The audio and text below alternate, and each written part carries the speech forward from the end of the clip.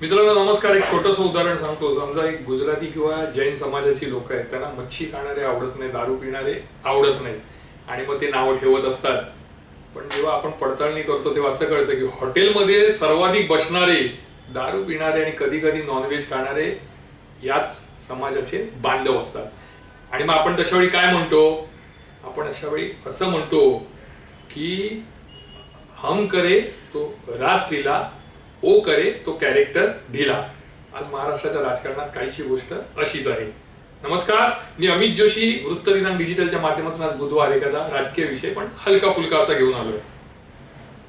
उद्धव ठाकरे जेव्हा 2020 ला मुख्यमंत्री म्हणून आले तेव्हा त्यांनी काय केलं? तर सर्वात पहिली त्यांनी कॅबिनेट मंत्री म्हणून आदित्य ठाकरेंना आत घेतलं, त्यांना आमदार केलं, स्वतः आमदार झाले आणि मग त्यांच्यावर महायुतीच्या अनेक नेत्यांनी आरोप करायला सुरुवात केली.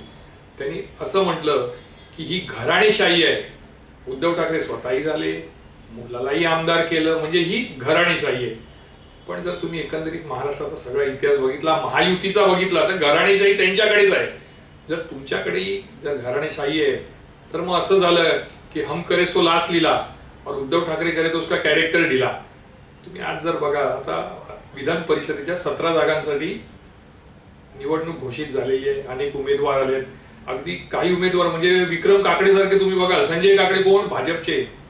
पण अगदी ते 2:30 घरातून निघतात. 2:40 ला सुनेत्रा पवार यांच्या बंगल्यावर तिथे पुण्यामध्ये पोहोचतात. तिथे जय पवार, तिथे पार्थ पवार, तिथे सुनेत्रा पवार यांच्याबरोबर 10 मिनिटं चर्चा करतात आणि बाहेर येताना एबी फॉर्म घेऊन येतात. आज ही महाराष्ट्राच्या राजकारणाची स्थिती. आता आपण येऊया घराणेशाहीकडे.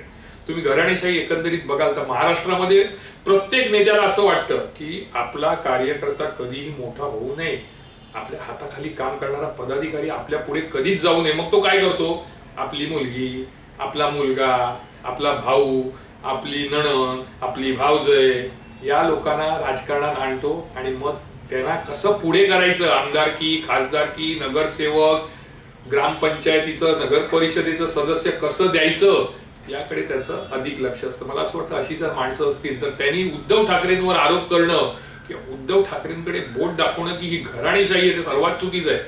तुम्ही राधाकृष्ण विखे पाटील बघा, ते आज स्वतः मंत्री आहेत, भाजपचे आहेत. त्यांचा मुलगा सुजय तो देखील खासदार होता, यावेळी पडला, ही वेगळी गोष्ट आहे. राणे कुटुंबियांकडे जा, नारायण राणे खासदार, नितेश राणे आमदार मंत्री, निलेश राणे शिवसेनेचे आमदार. शिवसेनेकडे या, उदय सामंत आमदार मंत्री, त्यांचे भाऊ जे आहेत किरण सामंत ते देखील आमदार आहेत. त्याच्याही पुढे आपण आता येऊया.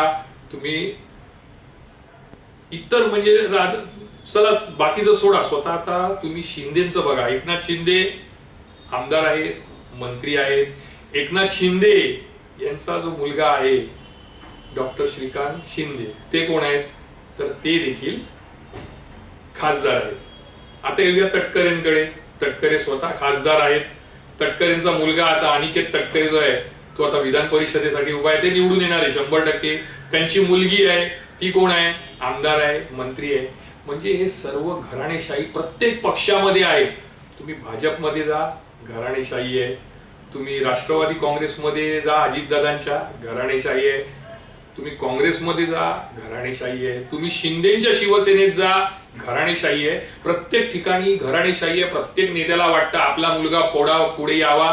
कोणालाही वाटत नाही आपला कार्यकर्ता, जो हाडाचा कार्यकर्ता आहे, निष्ठावान कार्यकर्ता आहे, तो पुढे यावा. उलट तो मागे कसा राहील, आपली जशी चाकरी गेली तशी आपल्या मुलांची कशी चाकरी करेल याकडे या नेत्यांचं लक्ष असतं. आणि म्हणून मग ते आपल्या मुलांना मोठे पुढे आणतात, त्यांना आमदार करतात, खासदार करतात.